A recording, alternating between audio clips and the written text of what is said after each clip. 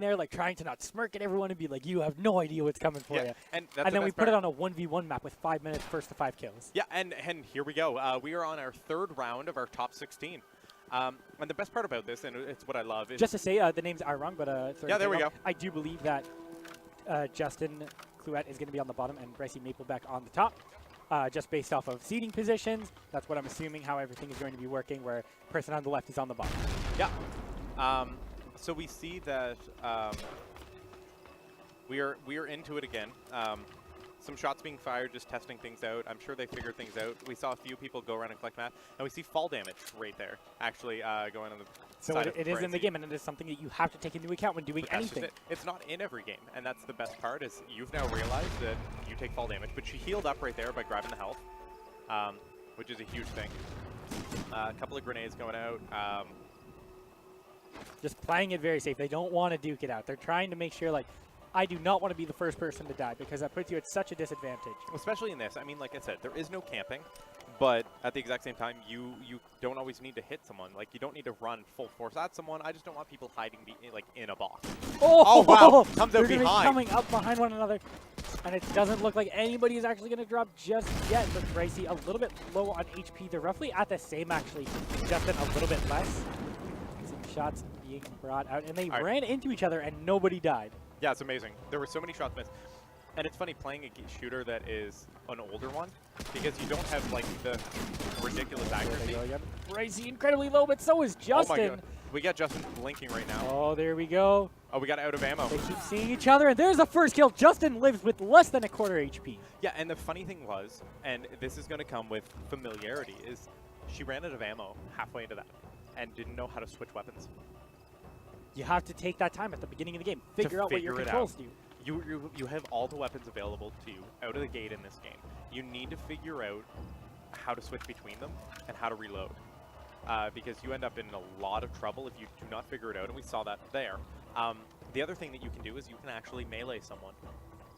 Yeah, which you can do in most shooters. And you can punch someone with your gun. That close, and you're missing so many shots. But you see another fight there. Justin actually healed up. Brycie gets down to a quarter HP and gets blown up by her own grenade. That's a -1.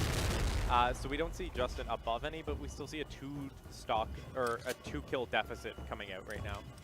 Which is that's almost bigger than Justin getting a kill, because Brycie now has to get like the same amount back, but the negative on there it feels bad. Like, it just unmotivates so much when you see that. And you're like, oh, I messed up real bad. Yeah, wow, another fight breaking out immediately.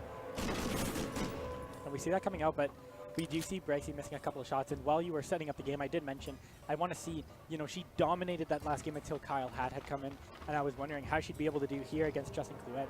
And it does feel like it's coming through. Like, this is the pressure of the tournament. Like, if you're not good at every kind of game, you're not going to do well. You're not going to do well. That's what we wanted. Shooters were expected to be here somewhere at some point. But I mean, that's also what we wanted. We didn't want someone who has a specialty to do well. We wanted everyone to have a shot for a well-rounded gamer. You don't know what's coming up next. We could have a fighting game next. We could have a racing game next. Like, no one actually knows except for us. But you need to be good at all of them, or you're going to suffer. And it's showing here. Like I said, Brycie actually had the 2nd fastest time in our top 16. And she went 3rd. Yeah. We were talking, it didn't give any advantages, but she went 3rd, and she was 30 seconds ahead of anybody else. Yeah, and then now we see her 2 kills behind Justin Cluett, who obviously has some experience playing shooting games. With a minute left, and even then, even with that, we can't say Justin Cluett has missed a lot of shots. Both of them have, but like we said, it's an older game. It's on the PlayStation 2. You're not used to the controller. You haven't played it in 15 years. Yeah, and I mean, like, that's what we wanted as well. We tried to avoid things like Call of Duty or like Halo, or ones that people have played like 1,000 times and are so familiar with, compared to like, okay, I never owned an Xbox growing up.